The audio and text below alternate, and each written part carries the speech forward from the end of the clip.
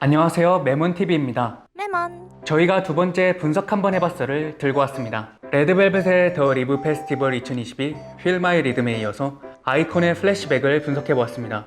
그럼 바로 분석 한번 해봤어 시작하겠습니다.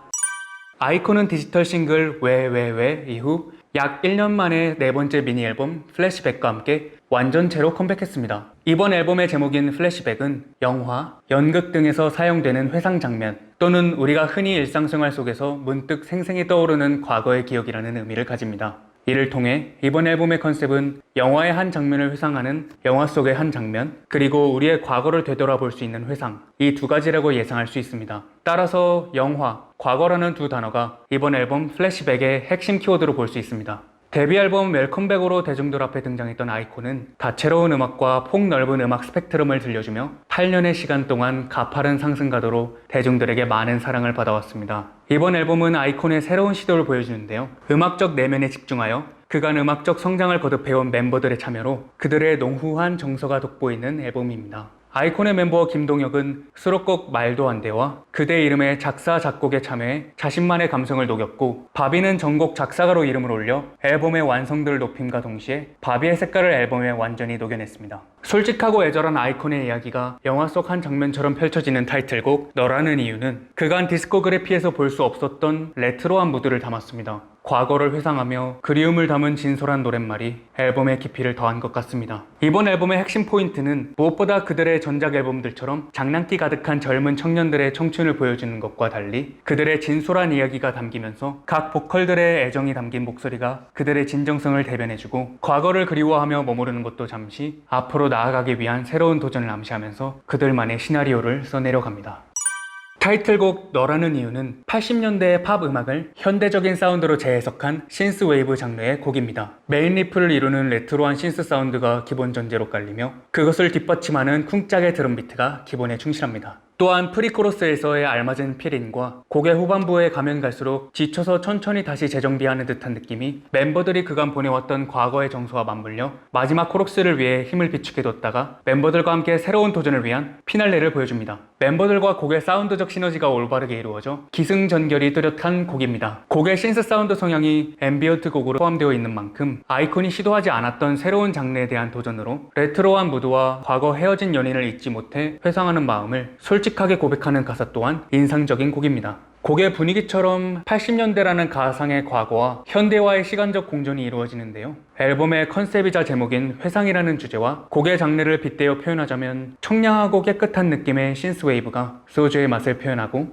회상이라는 언제든 길 가다 생각나는 삼겹살 같은 조합이 불과 분리성으로 곡의 장르와 가사의 정서가 잘 어울렸다고 생각합니다.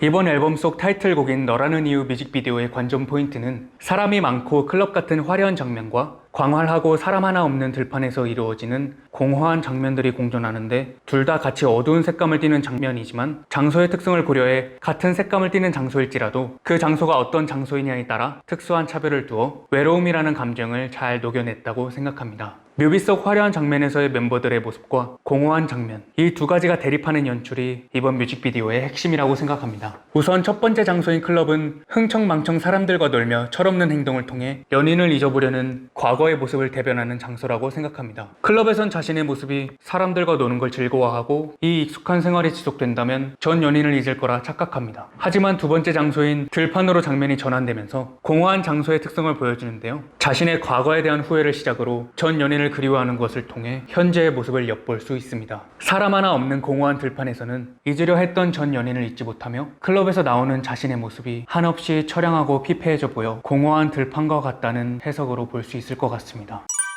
가사에 대한 접근은 가사를 통한 곡의 음악적 분위기로 풀어보겠습니다. 가사 속 노래의 꽃이라고 볼 수 있는 코러스 부분에서 계속 강조되면서 반복되는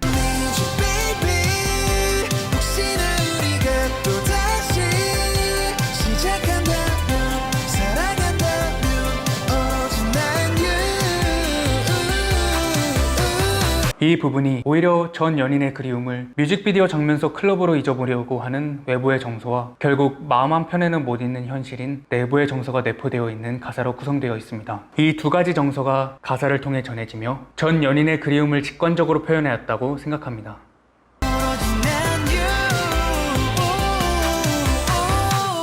특히 이 구조를 표현한 직관적인 안무와 난 너밖에 없다는 걸 몸소 보여준다는 의미가 내포되어 있어 아이콘 특유의 중독성 있는 가사가 돋보입니다.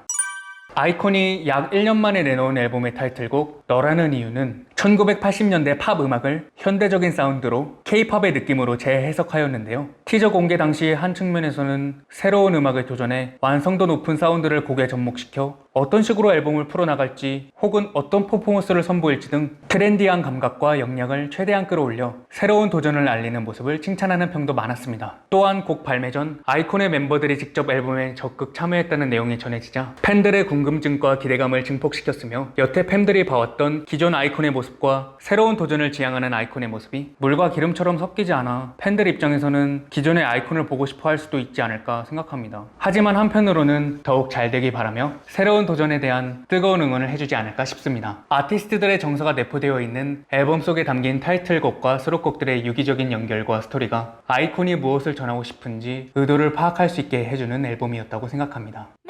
네, 여러분 이번 분석은 어떠셨나요? 아이콘의 새로운 시도가 엿보인 앨범으로 중독성 있는 너라는 이유가 대중들의 기대감을 충족시킨 것 같습니다. 그럼 분석 한번 해봤어는 다음에 또 찾아뵙도록 하겠습니다. 멤원TV 구독과 좋아요 꾹 눌러주세요. 그럼 안녕!